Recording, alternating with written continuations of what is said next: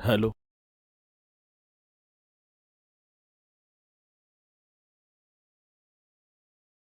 Hello. प्यारे साथी नमस्कार। मैं केशपाल कुमार स्वागत करता हूं आपके अपने परिवार रोजगार विद अंकित में।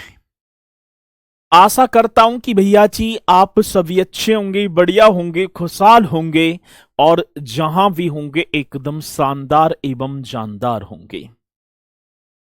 प्यारे साथी शाम के बज चुके हैं 5 और आप सभी को पता है कि 5 बजे एक बहुत ही शानदार एवं जानदार हमारी यूपी जीके और यूपी जीके की बात करें तो सर अभी तो जनरल इंट्रोडक्शन सीमाओं को स्पर्श करने वाले वो जनपदें जहां से निश्चित तौर पर हमारा क्वेश्चन पूछा ही पूछा जाता है। तो एक बार है सभी के सभी मेरे साथी जोरदार तरीके से वो प्यारा सा थंब का निशान और फिर हम अपनी कक्षा को करेंगे भैया जी स्टार्ट। नीतीश जी हमारे साथ जुड़ते हुए, शिवानी मौर्य जी, राधे कृष्णा, बीना जी हमारे साथ हैं, चंदन कुमार, गरिमा शर्मा। जय हिंद जय भारत, बहुत बढ़िया शाबाश। और देखूं तो काजल शर्मा, लवकुश जी यहां पर हैं, रिंकू जी और प्रधान जी। तो सभी मेरे साथी जोरदार तरीके से मेरे साथ इस सेशन में जुड़ते हुए और मैं भी अपने वहीं से उसी जो है जहां मैंने छोड़ा था वहीं से अपने इस टॉपिक को स्टार्ट भी करता हुआ। तो पहले सभी के सभी जुड़ जाएंगे और फिर हम अपने इस सेशन को बहुत ही शालीनता के साथ स्टार्ट करेंगे। तो जल्दी से मेरे साथी एक बार भैया जी सभी जुड़ते हुए और फिर हम अपने इस सेशन को स्टार्ट भी करते हुए, ठीक है। चलो, तो राज्य और जनपदों की बात थी, राज्य और जनपद, ठीक है सर। अब चलूं मैं पहले मानचित्र की तरफ हम निहारें और मानचित्र मैंने बिहार भी करवा दिया। बिहार से सात जनपद बिहार की सीमा के साथ साझा कर रहे थे। अब चलते हैं उन जनपदों की तरफ मेरे साथी जो सबसे ज्यादा राज्यों के साथ अपनी सीमा साझा कर पा रहे हैं। तो मैं पहले ही कहकर चला था, जिन्होंने दीवानची बैच मुझसे किया है बहुत बढ़िया, ठीक है, उनके लिए लख लख बधाई। और जो अब जुड़े हैं वो तो है ही, उनके लिए तो 2 बार बधाई। तो उन वाले बच्चे इनसे मैं कहना चाहूंगा कि बहुत कुछ अब मतलब कि चीजों में मतलब परिवर्तन होगा, चीजें न्यू ऐड होंगी। तो इसलिए भैया जी आप जो पहले नोट्स हैं उन्हीं में जो है आप जो है ऐड कर लेंगे, ठीक है। चलो सर, एक जनपद का नाम मैंने पढ़ा था सोनभद्र। एक जनपद था भैया जी और जनपद का नाम बताया जाता है सोनभद्र। बहुत बढ़िया, नाम सुना है सोनभद्र का जी? किस किस ने सुना है? सभी ने सुना है सर जी। ये जो सोनभद्र है ना, अब मैं तुम्हें सोनभद्र की तरफ लेकर चलूंगा। तो ये आपका क्या होगा सर जी? सोनभद्र, जिसका जिला मुख्यालय रॉबर्ट्सगंज है। ये आपका यहां पर दिखाई पड़ रहा होगा, ये सोनभद्र है। सोनभद्र भारत का राज्य की तो बात क्या, सोनभद्र भारत का एकमात्र ऐसा जनपद होगा जो सबसे ज्यादा राज्यों की सीमा को साझा कर रहा है। सर इधर बिहार से, इधर झारखंड से, ये आपका छत्तीसगढ़ से और इधर मेरे साथी मध्य प्रदेश से। तो ये 4 राज्यों की सीमा को साझा करता है। राज्य कितने? तो भैया जी 4। अब 4 राज्य कौन कौन से लगे हुए हैं? तो एक आप लिखेंगे बिहार, एक आप लिख दो भैया जी झारखंड, एक आप लिख दो छत्तीसगढ़, ठीक है ना, एक आप कर देंगे मेरे साथी मध्य प्रदेश।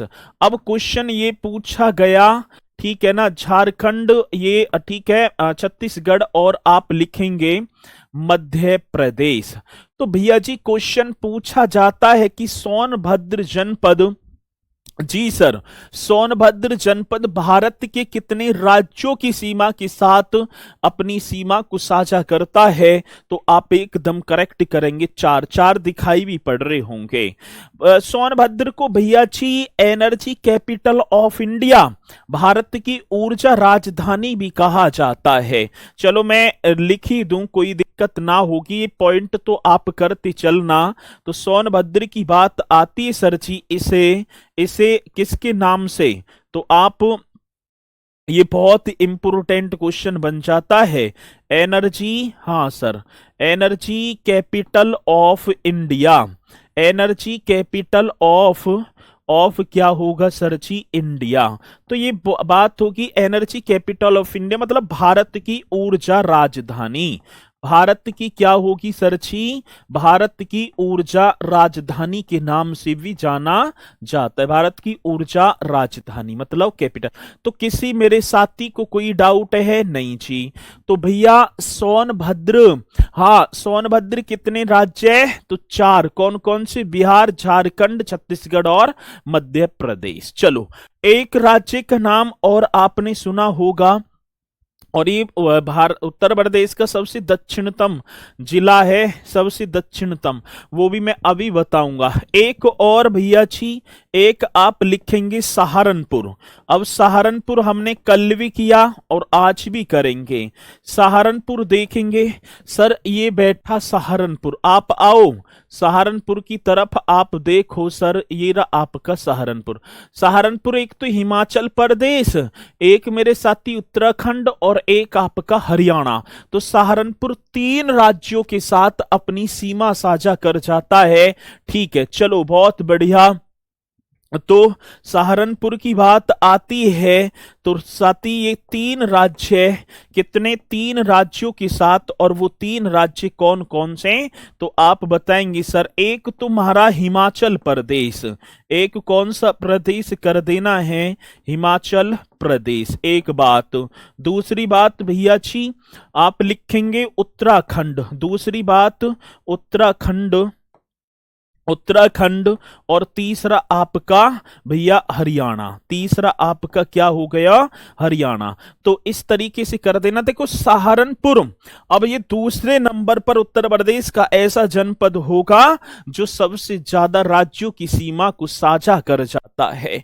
किस किस को? हिमाचल प्रदेश, उत्तराखंड, हरियाणा। हिमाचल प्रदेश, उत्तराखंड और हरियाणा, तीन राज्य। अब इसी के साथ चलेंगे भैया, एक और राज्य, एक और जनपद होगा जिसका नाम होगा आगरा।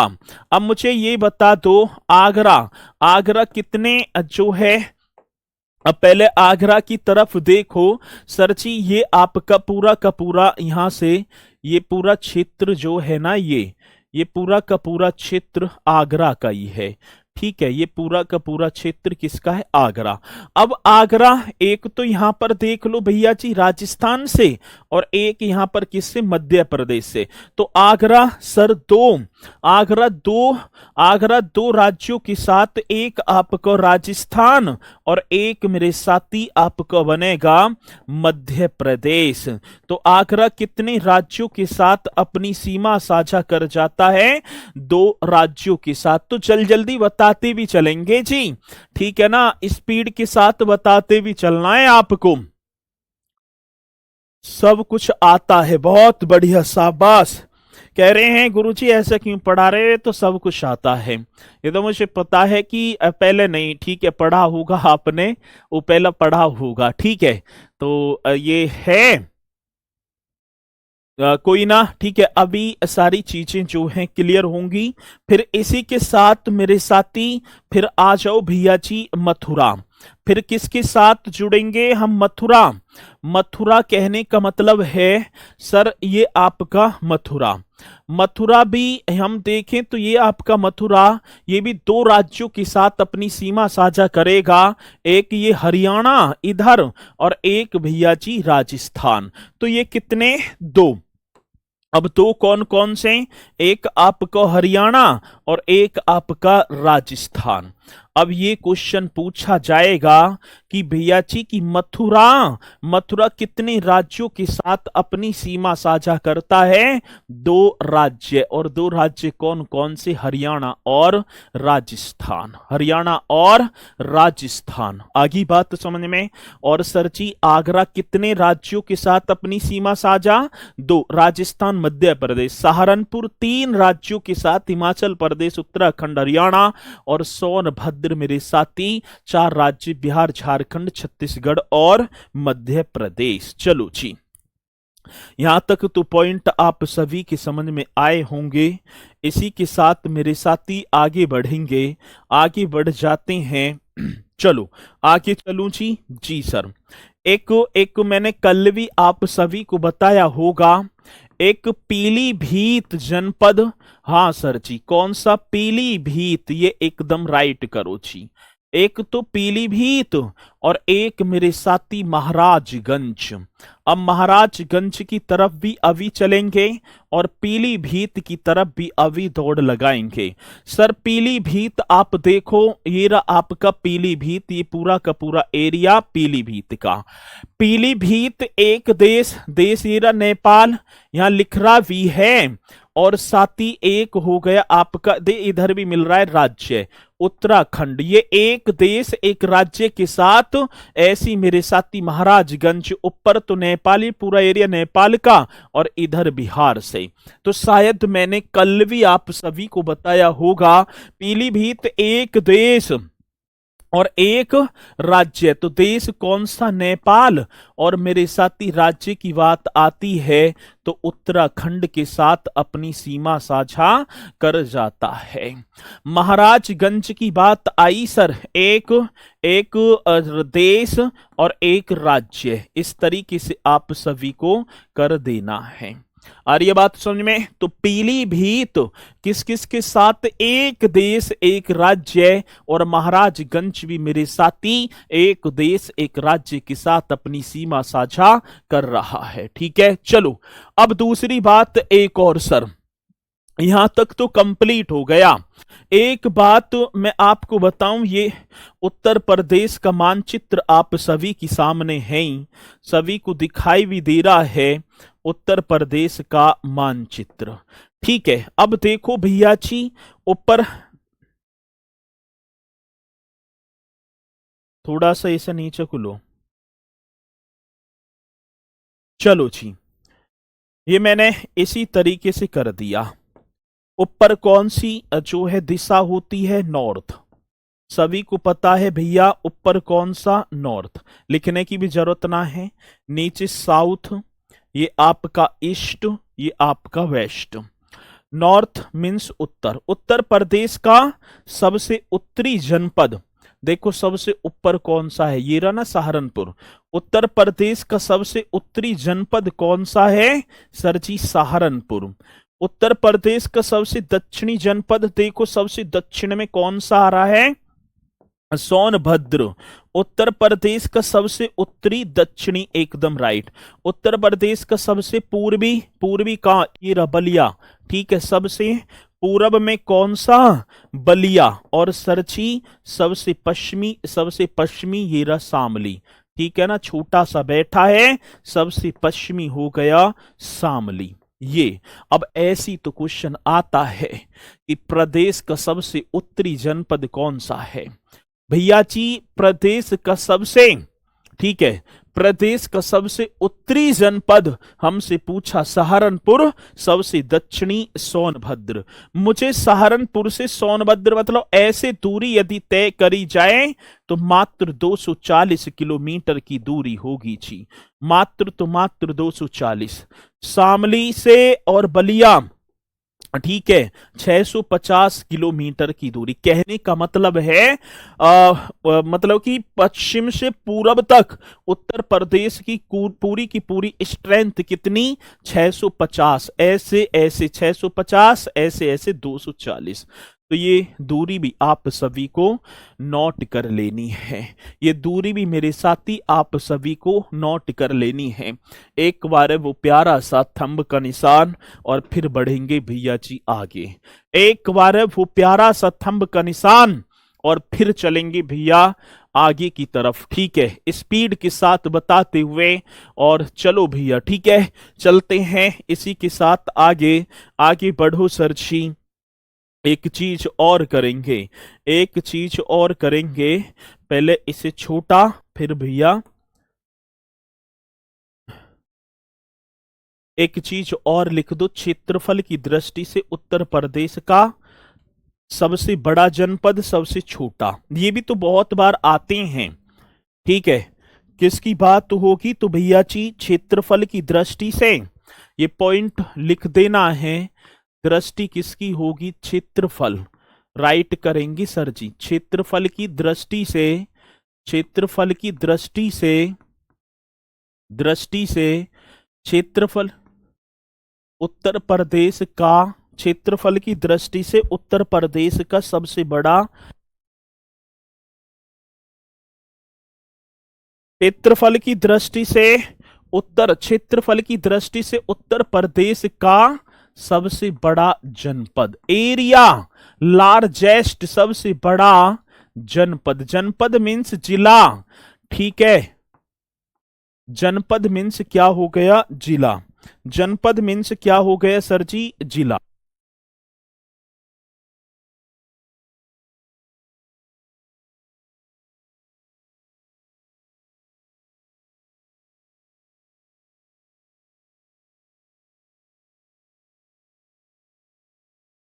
चलो भैया, ठीक है, अब ये बता दो मुझे मेरे साथी की क्षेत्रफल की दृष्टि से उत्तर प्रदेश का सबसे बड़ा जनपद कौन सा है? आज पहले नंबर की बात आती है तो सर आप लखीमपुर खीरी पहुंच जाना जी। आप पहले नंबर पर आए और पहला नंबर सर लखीमपुर खीरी। एक बात और मैं आपको बताना चाहूंगा, मंडे टू फ्राइडे आपकी कक्षा चलेंगी। ठीक है, कल उत्तर प्रदेश स्पेशल मेरे द्वारा ही एक मैराथन कक्षा जो आपकी परीक्षा के लिए भी बहुत इंपोर्टेंट होगी, 10 बजे से। ठीक है, कै बजे से? 10 बजे से। तो कल तो फ्री रहेंगे ही आप, क्योंकि कोई कक्षा ना होगी, तो इसलिए कल 10 बजे से स्टेनो RW चैनल पर यूपी जीके की मैराथन कक्षा होगी। स्टेनो STENO RW, मतलब स्टेनो RW एक चैनल उसी पर। ठीक है, तो कै बजे? 10 बजे। एक बार जल्दी से बताओ कै बजे? सभी के सभी स्पीड के साथ बताएंगे कै बजे भैया जी, और फिर चलते हैं। ठीक है, लखीमपुर खीरी। साथी इसी के साथ आता है सेकंड नंबर पर सोनभद्र। भैया सेकंड नंबर, क्योंकि आजकल देखू ना, आजकल भैया, आजकल ठीक है, इनका एरिया बहुत पूछा जाता है। आजकल सर जी इनका एरिया बहुत पूछा जाता है। बहुत बढ़िया, 10 बजे। ठीक है, सभी को जुड़ना है, आमंत्रित हैं आप। ठीक है, और कल देखेंगे आपकी जो स्ट्रेंथ, ठीक है, क्या बताती है। आप कितने उत्साहित हैं यूपी जीके की उस मैराथन कक्षा के लिए, और सभी को जुड़ना है। एक बार बाद में बात भी करेंगे। सोनभद्र आप कर देना सर जी। फिर तीसरा नंबर होगा हरदोई। तीसरा नंबर हरदोई आप लिख देना। और मतलब कि क्रम कभी कभी हमसे पूछ लेता है, और 4 तक आप कर दो। चलो 4 तक मेरे साथी आप लिख दो। फिर हो गया सीतापुर। आज लखीमपुर खीरी की बात मेरे साथी, 7680 वर्ग किलोमीटर। कितना? 7680 वर्ग किलोमीटर। और आप देखो सर जी कहां पर है ये भैया जी? ये पूरा का पूरा एरिया नेपाल की सीमा से भी लग जाता है, और ये पूरा का पूरा एरिया ये किसका है सर जी? लखीमपुर खीरी। दिखाई दे रहा है ना सभी को? ये लखीमपुर खीरी, और अपने में 7680 वर्ग किलोमीटर में सबसे ज्यादा एरिया को घेरे बैठा है। इसी के साथ सेकंड नंबर पर सोनभद्र अभी जस्ट किया सर जी हमने, ये रहा ना आपका सोनभद्र। हाँ सर, मैंने पढ़ा तो था। ये सोनभद्र की बात आती है 6788, इसका जो वर्ग किलोमीटर एरिया में 6788 वर्ग किलोमीटर एरिया में भैया जी अकेला की अकेला है।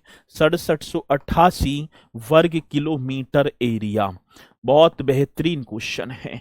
6788 वर्ग किलोमीटर एरिया में सोनभद्र। साथ ही इसी के जस्ट नीचे एक जनपद और होगा, वैसे सीमा को साझा कर रहा है हरदोई, जिसे हरिद्रदोही के नाम से। हरदोई ये तीसरा नंबर इसका होगा सर जी 5989। कहीं कहीं देखो वैसे 5989, कहीं कहीं 5986 भी मिल जाता है हमें, 5986 भी। मैंने दोनों की दोनों लिखा दिए। एक पूछा जाएगा या तो 5989 आएगा या मेरे साथी 5986 आएगा, क्योंकि बहुत जगह कहीं 5989 और कहीं 5986 ऐसे दे रखा है, घबराने की जरूरत नहीं है। सीतापुर की बात है साथी 5743, बहुत बढ़िया सर। कितना? 5743 वर्ग किलोमीटर। 5743 वर्ग किलोमीटर में ये फैला हुआ मेरे साथी जनपद, जिसका नाम होगा सीतापुर। तो कभी कभी हमें क्रम से लगाने के लिए आ जाते हैं। जब क्रम से लगाने के लिए आएंगे तो हम निश्चित तौर पर 100% बताएंगे, हार नहीं मानेंगे। आगे बात समझ में? चलो बहुत बढ़िया। अगला, अब जब सबसे बड़ा तो सर सबसे छोटा भी होगा। अब क्षेत्रफल की दृष्टि से उत्तर प्रदेश का सबसे बड़ा जनपद, तो भैया जी सबसे छोटा भी आप लिख दो। चलो ठीक है, सबसे छोटा ये भी आप सभी को करना होगा। ठीक है, सबसे छोटा एकदम राइट क्वेश्चन करेंगे। सबसे छोटा बताइए, सबसे छोटा कौन पहले? ठीक है, आवाज नहीं आ रही है, आवाज ना आ रही भाई मेरी, एक बार बताएंगे आवाज ना आ रही? ऐसे नहीं मजाक करेंगे, बहुत सारे बच्चे जुड़ रहे हैं। ठीक है, और यदि इस तरीके से आप कर देते हैं ना, बहुत ज्यादा टाइम वेस्ट होता है, फिर कुदरत भी तुम्हारे तरफ जो है ना, क्योंकि इनकी आत्मान का शराप ही पड़ेगा तुम पे। ठीक है, अब भाई मैं टाइम यदि कहूंगा आपसे, इधर को खड़ा हूंगा, भाई आवाज नहीं आ रही, आप कहेंगे, सारे कहेंगे सर आ रही है, यस सर, और तुम कह रहे हो आवाज नहीं आ रही। ये छोटी सी मजाक इन जो है ना कम से कम 15-16 हजार बच्चे इनकी आत्मान का शराप ले लेगी। तो इसलिए मेरा कहने का मतलब ये है कि भैया आप देख लो, ठीक है, कहीं रुकावट ना आ जाए। इसलिए तुम्हें पता है हिंदू धर्म में भैया जी शराब का बड़ा केड़ाऊ है। ठीक है, तो इससे बच के रहियो। पहला हापुड़, हाँ सर जी, वो पंचशील नगर हापुड़, और हापुड़ का क्षेत्रफल 660 वर्ग किलोमीटर। कितना? 660। हापुड़ देखो, ये रहा छोटा सा हापुड़, हमारा छोटा सा हापुड़, ये रहा गढ़मुक्तेश्वर के पास। अब पास ना गढ़मुक्तेश्वर तो इसी में है। 3 तहसील वो हापुड़ में, एक हापुड़ में, एक गढ़मुक्तेश्वर, एक धौलाना। 3 तहसीलों वाला हापुड़ ना हो तो बता दो। ठीक है जी, चलो दूसरे नंबर पर मेरे साथी भदोई। दूसरे नंबर पर अब आ गया भदोई। ठीक है, अब अधिकांशतः मतलब इनका क्रम पूछ लेगा। एक आप गाश्यवाद कर दो, वह हापुड़ का लिख लेना, एक आप गाश्यवाद, और सर गाश्यवाद के बाद चौथा आप कर दो शामली। सर इनका जिसे प्रबुद्ध नगर के नाम से भी जाना जाता था। आगे बात समझ में? हाँ सर, आजकल एक क्वेश्चन बहुत पूछा जा रहा है, एक क्वेश्चन बहुत आ रहा है सर जी, क्षेत्रफल तो ये आप बताएंगे, लेकिन ये तो आप सभी की समझ में आ गए। लेकिन एक चीज और, चलो हाँ बहुत बढ़िया, भदोई 1015, ऐसी करते चलना है। ऐसी आप सभी को बता देना है। अब एक छोटा सा क्वेश्चन ये बताओ मुझे, एक क्वेश्चन ये बता दो कि उत्तर प्रदेश का सबसे अधिक वर्षा वाला जनपद, उत्तर प्रदेश का, उत्तर प्रदेश का सबसे अधिक, उत्तर प्रदेश का सबसे अधिक, अधिक, उत्तर प्रदेश का सबसे अधिक वर्षा, वर्षा वाला जिला, उत्तर प्रदेश का सबसे अधिक वर्षा वाला जिला मेरे साथी गोरखपुर। रैन सबसे ज्यादा जो वर्षा होती है वो गोरखपुर में, और सर सबसे कम देखी जाए तो आप लिख देना सबसे कम मथुरा में। आ रही है बात समझ में? सबसे अधिक मेरे साथी, सबसे अधिक आपकी जो है कहाँ होगी? मथुरा में। सबसे सॉरी सबसे कम मथुरा और सबसे कम मेरे साथी आप राइट कर देना भैया जी। हमारा तो क्या हो गया? हमारा हो गया हापुड़, हापुड़ हो गया, हापुड़, हापुड़ सही है, ठीक है। गोरखपुर सबसे कम आपका मथुरा, ठीक है। तो इन्हें एक बार पॉइंटों को सभी को करते चलेंगे और जल्दी से मुझे बताएंगे कि सर ये पॉइंट तुम्हारे कंप्लीट और आप आगे की तरफ बढ़ जाओ, ठीक है। संजना कुमारी जी, श्याम जी जल्दी बता दो ये पॉइंट तो सर हमारे कंप्लीट और फिर हम बढ़ जाएंगे, ठीक है। ये क्षेत्रफल में भी ये सारे के सारे मैंने आप सभी को बता दिए हैं, ठीक है। जल्दी बता दो कि हाँ सर ये पॉइंट तुम्हारे कंप्लीट हो गए, कुछ और आए। अब आगे स्टार्ट करेंगे, करो जी भैया जी। अब एक और हेडिंग डाल दो, राजकीय प्रतीक। अब राज्य के प्रतीक में यदि हम देखें तो हमने भैया एक चीज ना लेकर, एक चिन्ह तो रह गए, याद ना रहे, चिन्ह तो भूल गए लगाना, ठीक है। तो चलो कोई ना, चिन्ह तो आप सभी जानते ही होंगे, ठीक है, देखा होगा। लेकिन रिवाइज कैसे करें? रिवाइज ऐसी करना जैसे दुनिया कर रही है, तुम कोई अलग थोड़ी करोगे रिवाइज, ऐसी करते चलना, जब टाइम मिले तभी रिवाइज, ठीक है। इंस्टाग्राम पर उंगली कम चलाना करो और जो है जैसी टाइम मिले तुरंत अपने रिवीजन स्टार्ट, और क्या है। अब चलो भैया जी एक हेडिंग डाल दो, राजकीय चिन्ह। वैसे तो राजकीय चिन्ह यदि चित्र सा लग जाता तो और बढ़िया बात बन जाती, ठीक है ना। चलो कोई ना, कर ही देते हैं राजकीय चिन्ह। आप हेडिंग डालेंगे भैया राजकीय चिन्ह,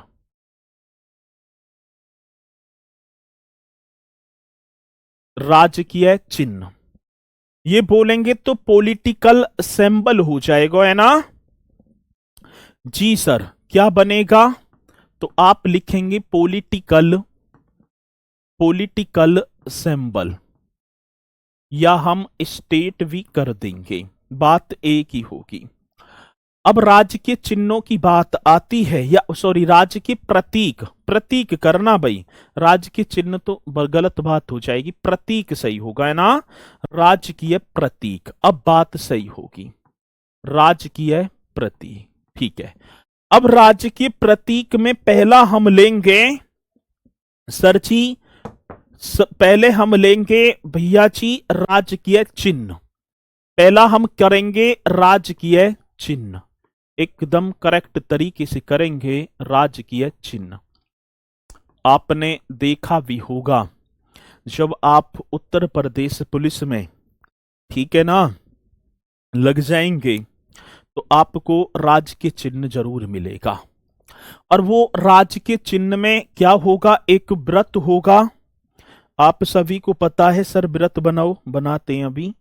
एक अरे एक क्या होगा भैया जी? एक व्रत होगा इस तरीके से, एक सर्किल, ये सर्किल हो गया, ठीक है जी। इसमें सर जी एक धनुष बाण हो जाएगा, ठीक है। पहले तो दो मछली सी बन जाएंगी, ठीक है, इन्हें मछली सी बना दियो जो भी है, और एक इस तरीके से, एक धनुष बाण से इस तरीके से लगे होंगे, गंगा यमुना बहरी होंगी, ये तरीके से बता देना। चलो, अब होता तो सही रहता, लेकिन कोई बात ना। पहली बात तो ये जो व्रत है ना, ये व्रत राज्य के प्रतीक में हम देखेंगे सर जी। व्रत जो होगा, ये व्रत अब मैं बता दूंगा, कोई दिक्कत ना होगी। व्रत एक तो व्रत होगा, और ये जो व्रत है ना, ये किसका? संपूर्ण राज्य की एकता को प्रदर्शित कर देता है। ये भैया जी, ये व्रत होगा, और व्रत किसका प्रतीक होगा? तो ये संपूर्ण राज्य की एकता। बहुत बढ़िया सर, ये जो है ना, संपूर्ण राज्य की एकता को, संपूर्ण राज्य की एकता को प्रदर्शित करता है। संपूर्ण राज्य की एकता को मेरे साथी प्रदर्शित। किसी मेरे भाई बहन को कोई डाउट है? नहीं जी।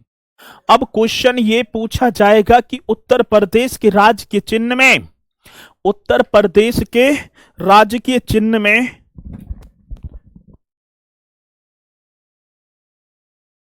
उत्तर प्रदेश के राजकीय चिन्ह में व्रत जो ये सर्किल है, ये किसको प्रदर्शित करता है? तो संपूर्ण राज्य की एकता को, संपूर्ण राज्य की एकता को। ठीक है। दूसरी बात क्या होगी सर जी? इसमें दो मछलियां होंगी। ठीक है। मछली कितनी होंगी? तो सर दो मछलियां, इसमें दो मछलियां। ठीक है, मतलब व्रत के अंदर। अब व्रत के अंदर कितनी मछलियां? तो मेरे साथी दो मछलियां। और ये दो मछलियां जो अवध के मुस्लिम शासकों, मतलब नवाबों का प्रतीक होगी।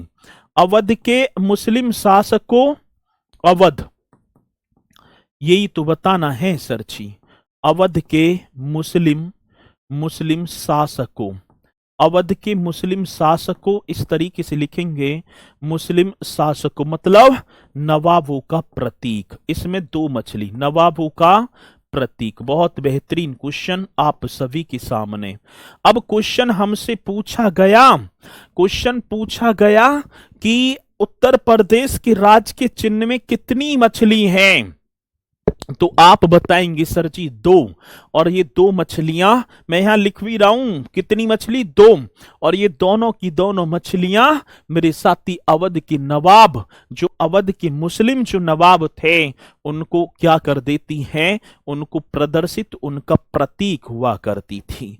धनुष और बाण सर जी इसी में क्या होंगे?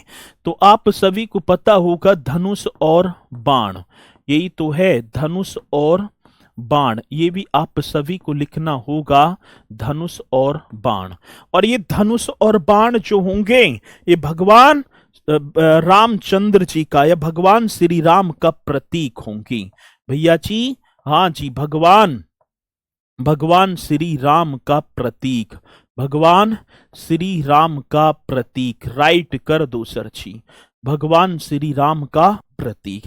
धनुष और बाण, हाँ सर, धनुष और बाण ये किसका प्रतीक हैं? तो आप राइट करेंगे सर जी, ये भगवान श्री राम का। तीन लहरदार रेखाएं, इसमें क्या होंगी? तीन लहरदार रेखाएं, ये आप सभी लिख देना। ये क्या? तो भैया जी, ये प्रयागराज में जो संगम है, प्रयागराज के संगम का प्रतीक। प्रयागराज का जो संगम, गंगा यमुना सरस्वती, प्रयागराज के संगम का प्रतीक है, प्रदर्शित कर देती हैं। अब यही तो क्वेश्चन होगा सर, एक व्रत जो राज्य की एकता को प्रदर्शित करेगा, इसी में दो मछलियां होंगी, धनुष और बाण होंगे, और साथ ही तीन लहरदार रेखाएं, जो कि आप बता देना सर जी, ये किसको? प्रयागराज के संगम को प्रदर्शित या प्रतीक है। इसको कब स्वीकृत किया गया? अब क्वेश्चन पूछा गया, राज के प्रतीक को स्वीकृत मेरे साथी 1938 कर देना जी आप, 1938। किसी मेरे साथी को कोई डाउट है? चलो जी, बहुत बढ़िया, हो जाएगा होमगार्ड भी। ठीक है, तो ये एकदम राइट। एक बार जल्दी से बताएंगे, और ये चीजें याद तो तुम्हें करनी होंगी। ये चीजें मेरे साथी याद करनी होंगी, बिना याद करे नहीं होगा कुछ भी। आ रही है बात समझ में? तो राज के चिन्ह जैसे क्वेश्चन आए तो आप एकदम राइट बताएं, ठीक है। चलो 1938 में इसे स्वीकृत किया गया, स्वीकृत किया गया मेरे साथी। चलें, हाँ सर। अब दूसरी बात क्या आती है, सेकंड पर चलेंगे। राजकीय पशु स्वैम्प डियर, जिसे दलदली हिरण भी बोलेंगे। अब उत्तर प्रदेश का राजकीय पशु, सेकंड पर चलेंगे भैया जी। राजकीय पशु उत्तर प्रदेश के राजकीय, आज पशु की बात आई तो राजकीय पशु आप एक हेडिंग डालेंगे और आप लिख देंगे स्टेट एनिमल। उत्तर प्रदेश का राजकीय पशु स्टेट एनिमल, ठीक है, स्टेट एनिमल। आ रही है बात समझ में? स्टेट एनिमल, ठीक है। स्टेट एनिमल कौन पहले बतावेगा कि उत्तर प्रदेश का राज्य पशु ये होवेगा सर जी। तो आप लिख दो 12 सिंघा। किस किसने देखो है 12 सिंघा? 12 सिंघा या सिंघा? 12 सिंघा, हाँ सर जी, इसके 12 सींग रहते हैं। हिरण की तो प्रजाति हिरणी तो है, इसे सर जी अन्य नाम हम बात करें 12 सिंघा का अदर नेम, अदर नेम की बात तो इसे भैया जी दलदली हिरण भी बोलेंगे। आज अदर नेम की बात आई ना तो सर मेरा तो आप दलदली हिरण लगा देना। क्या दलदली हिरण, दलदली हिरण। किसी भाई बहन को कोई डाउट है? नहीं जी, दलदली हिरण। आ रही है बात समझ में? तो सर राजकीय पशु, अब राजकीय पशु क्या होगा? 12 सिंघा, और 12 सिंघा को क्या साथी दलदली हिरण भी कहते हैं, इसे स्वैम्प डियर भी बोलेंगे। इसे मेरे साथी क्या स्वैम्प डियर, बहुत बढ़िया। 12 सिंघा को क्या कहते हैं? Swamp dear. यही तो क्वेश्चन आते हैं सर जी। इंग्लिश की बात आए तो इंग्लिश में भी हाथ कमजोर नहीं है ठीक है। स्वैम्प डियर आप एकदम राइट कर देना। वैज्ञानिक नाम पूछा जाता है रूसी वर्ष डुआबलेसली, ठीक है। लेकिन ये जो है ना दुधवा नेशनल पार्क और हस्तिनापुर वन्य जीव अभ्यारण्य में अधिकांशतः देखने को पाया जाता है, ठीक है। चलें जी, ये कहां पाया जाता है तो आप नोट करते चलना बढ़िया तरीके से।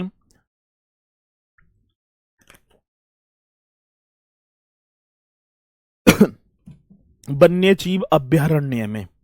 और सर आप लिख देना ये कहां पाया जाएगा। एक तो Dudhwa national park, Dudhwa national park, ये तो प्रदेश का एकमात्र नेशनल पार्क है, दुधवा नेशनल पार्क। वे हस्तिनापुर, एक और लिख देना हस्तिनापुर वन्य जीव अभ्यारण्य। हस्तिनापुर वन्य जीव अभ्यारण्य में अधिकांशतः देखूं तो पाया जाता है अभ्यारण्य में। आ रही है बात समझ में? हाँ सर। ये कहां पाया जाता है तो आप मतलब कि पाया जाता है सबसे ज्यादा। और ये जो हस्तिनापुर है ना, इसका तो नाम ही बदल दिया और राज्य की 12 सिंघा वन्य जीव अभ्यारण्य कर दिया, ठीक है। इसका नाम बदला और नाम बदल कर मेरे साथी, नाम बदल कर अब हमारा तो इसी पर रख दिया, नाम बदल कर क्या कर दिया तो आप करेंगे राजकीय वन्य जीव अभ्यारण्य।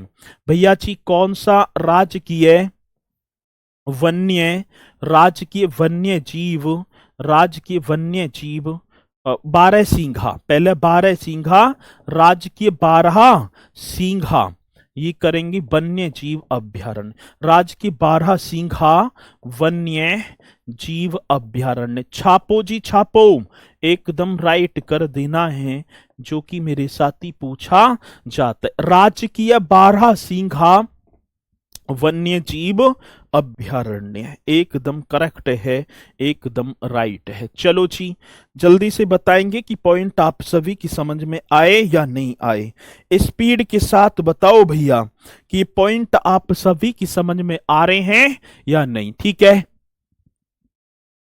आ रही है बात तो समझ में। चलो, ये तो पॉइंट आप सभी के समझ में आया भी होगा। अब कई बार पूछा जाता है क्या है, तो आप कर देना। ठीक है, यहां पर आप एकदम राइट कर देना। अब इसी के साथ मेरे साथी एक नाम और होगा, पशु कर दो। पशु तो हो गया है, आप कर दो राजकीय पुष्प। हाँ, पुष्प करो जी, पुष्प, राजकीय पुष्प कर दो। तीसरा आप करेंगे राजकीय पुष्प, राजकीय पुष्प, एकदम राइट। ठीक है, राजकीय पुष्प। और पुष्प बताइयो क्या था, राजकीय पुष्प हमारा, बताओ जल्दी से क्या है। State flower.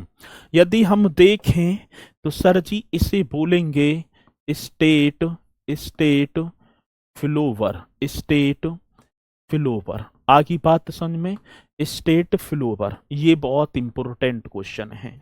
स्पीड के साथ बता दो, लिली कहां होगा, लिली कर दिया।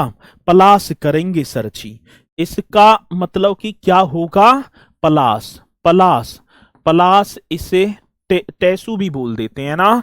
ठीक है, अन्य नाम, इसका जो अदर नेम होगा पलाश, पलाश को अन्य मतलब अन्य नाम मीन्स अदर नेम। भैया इसका अदर नेम आप जल्दी कर दो, अदर नेम क्या है, तो आप टेसू। अच्छा, टेसू, टेसू कर दो जी, टेसू, बहुत शाबाश।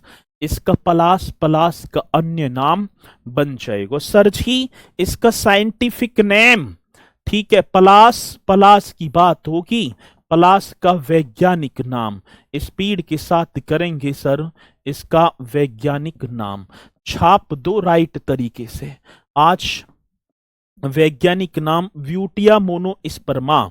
सर जी क्या हो गया, ब्यूटिया, ये तो होगा ब्यूटिया मोनोस्पर्मा, एकदम करेक्ट होगा, ब्यूटिया मोनोस्पर्मा। जल्दी से आप सभी को लिखना है ब्यूटिया मोनोस्पर्मा। और सर जी इसे मतलब कि पहले, पहले क्या था हमारा, पहला पहला था, पहला पहले था ब्रह्म कमल। अब सर पहला जो था वो ब्रह्म कमल था। भाई ये भी क्वेश्चन आ सकता है कि पहले क्या था, तो पहले था ब्रह्म कमल। ठीक है, और ठीक है, हाँ, तो पहले क्या था सर जी, पहले था ब्रह्म कमल। और लेकिन आज जो पलाश हो गया, जिसे 4 जनवरी 2011 को घोषित किया गया था। ठीक है, घोषित, तो ये भी तो आ जाता है सर 4 जनवरी 2011, एकदम राइट कर दो, 4 जनवरी 2011। सर जी 4 जनवरी 2011 को इसे घोषित किया गया। फ्लेम ऑफ द फॉरेस्ट भी इसे कहा जाता है। ठीक है, इसे क्या कहा जाता है, flame of the, flame of the forest. और इसे बोलेंगे तो जंगल की आग है, ऐसी बताया जाता है भैया जी, जंगल की आग, जंगल की आग भी कहा जाता है।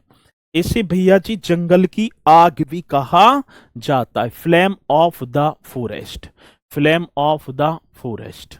जी sir, Upendra Paswan. Sir please PDF अभी दे दूं, पीडीएफ जब भी तो मिलेगी जब कक्षा पूर्णतः समाप्त हो जाएगी ये। ठीक है, कि चलती क्लास में से पीडीएफ दे दूं, भेज दूं है भैया। चलो जी, आ रही है बात समझ में।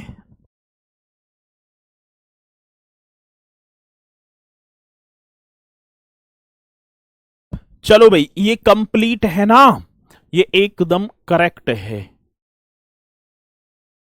मेरी बात आप तक नहीं पहुंच रही है, बिल्कुल पहुंच रही है भैया। ठीक है, बिल्कुल पहुंच रही है आपकी बात, वह इतनी पहुंची है कि मेरी बात आप तक नहीं पहुंच रही है, तो आप सभी की बातें पहुंचती हैं। ठीक है, तो थोड़ा सा धैर्य रखे करें कि पीडीएफ भी मिलेगी जब क्लास समाप्त हो जाएगी, तो पीडीएफ भी आपको मिलेगी। चलें, अब यहाँ में ज्यादा अच्छा रहता, मैं टॉपिक तो दूसरा कराने वाला था, लेकिन भैया बात अब इसी की बन गई, तो अब इसे ही कर लेंगे, है ना।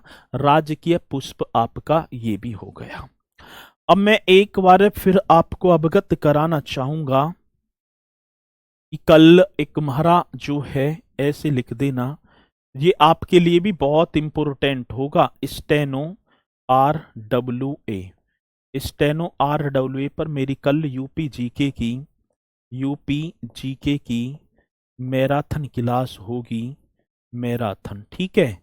और 10 बजे, कै बजे? 10 बजे। एक बार अब बता दो, स्टेनो RWA चैनल पर आप जाएंगे कल, क्योंकि सैटरडे है, आप तो फ्री रहेंगे, तो इसलिए बहुत शानदार तरीके से आपको करनी है वो मैराथन कक्षा।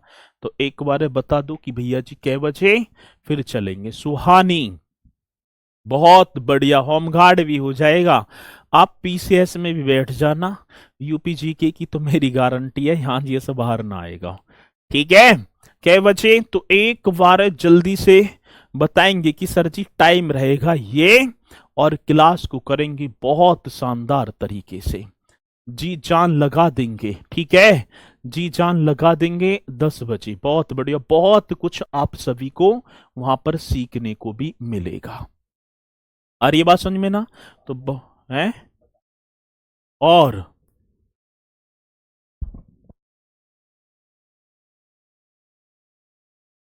ठीक है जी, तो ये हो गया, ठीक है। अब भैया यहां से मुलाकात करेंगे अब मंडे को, कल मिलेंगे, ठीक है, क्योंकि मैं टॉपिक तो दूसरा करा रहा था, SCR वाला, SCR NCR, अब दिमाग में आ गया ये। तो चलो, ये भी बहुत इंपॉर्टेंट है, क्वेश्चन बनता है, इसलिए मेरे साथी इन्हें करते चलना। और कल 10 बजे एक बार चैनल पर जाकर लाइक कर आएंगे, ठीक है। आई लव यू सर जी, 2 बार स्वीकार है, ठीक है। और सिलेक्शन के बाद फिर मुलाकात करेंगे सम्मान समारोह में, आप सभी से, सभी बोलेंगे सर। और ठीक है, मुझे पूर्णतः विश्वास है कि आप बहुत अच्छी तरीके से मेहनत करते चल रहे होंगे, और ये मेहनत आपकी सफल भी होगी, 100% सफल होगी। इसलिए कंटिन्यू आप मेरे साथी, बस 4-5 महीने की बात है, इस गर्दन को नीचे झुकाकर लगी रहना, सभी चीजों को अनसुना करते हुए बस अपने ध्यान को मन मत भटका देना। और ये बात समझ में ना, और आपका सिलेक्शन, ये भी वास्तविकता है, आपकी संगति पर भी निर्भर करेगा कि आपने अब कैसी संगति बनाई है। एक तो पढ़ने वालों की संगति होगी, और एक भैया जी लाइब्रेरी के बाहर, ठीक है ना, बस गप्पे छोड़ना, और 3-4 घंटा ना तो खुद पढ़ेंगे ना दूसरे को पढ़ने देंगे, ठीक है। खाने के बहाने टिफिन पे 4 रोटी, 2 तू खा, 2 मैं खाऊंगा, और पूरा दिन भैया इधर से उधर, ठंड का सीजन वैसे, 10 रुपया की मूंगफली लेकर तुम्हारे पूरे दिन को नष्ट कर देंगे। तो इसलिए ठीक है, आजकल तो लाइब्रेरी का क्रेज ज्यादा बढ़ा हुआ है, तो इसलिए भैया जी अपने सीधे आना सीधे जाना, मन से मेहनत करनी है। बहुत आस लगाई है मम्मी पापा ने, आसकर जो मेरी बहन यहाँ पर पढ़ रही है उन पर, तो ठीक है, घर से निकलती हैं शाम तक, उन्हें बस यही चिंता रहती है, लाइब्रेरी गई होगी, पढ़ रही होगी। तो इसलिए जो ये समय है फिर ना मिलेगा, ये जीवन में ये समय दोबारा लौट करना आएगा, ठीक है। या तुमने पहले अभी 2-4 साल पहले गवाए हों, तो आप एक बार देख लेना क्या वो समय लौट कर आएगा। इमोजी भी हंसने वाली लगा रहे हो, घूसा में जो ना, अब हंसी आ रही होगी, हंस रहे हैं, ठीक है। चलो हंसते रहो, मुस्कुराते रहो, तो सभी बोलेंगे सर जी, जय हिंद, जय भारत।